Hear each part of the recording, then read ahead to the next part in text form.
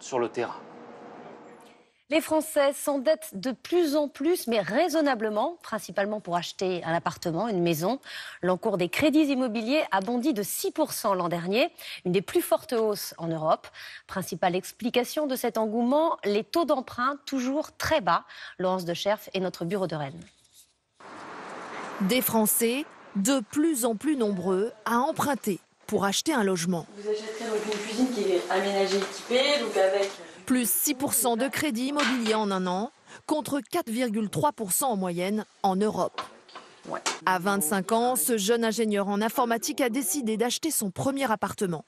Un remboursement de près de 1 000 €, l'équivalent de sa location.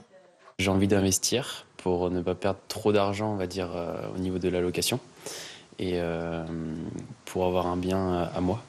Plus de crédit, donc plus d'acheteurs et des ventes de plus en plus rapides. Aujourd'hui, il sera certainement vendu. En vrai, on a fait 7 visites, on a fait que des bonnes visites sur cet appartement. C'est très actif en fait. On a beaucoup d'acquéreurs pour le même type de bien. Une croissance du crédit immobilier grâce à des taux exceptionnellement bas. 1,41% en moyenne pour un prêt sur 15 ans, jusqu'à 1,83% sur 25 ans. Le crédit immobilier, un produit d'appel pour les banques qui cherchent à gagner des clients.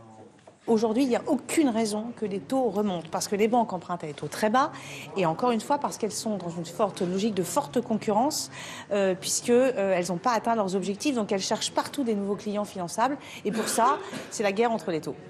Les Français empruntent plus facilement pour le logement mais ne s'endettent pas forcément plus que leurs voisins européens.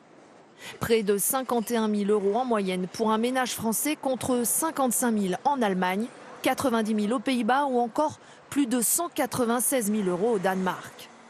Une dynamique qui pourrait se poursuivre en 2018 malgré des prix en hausse dans la plupart des grandes villes. Les Allemands aussi profitent des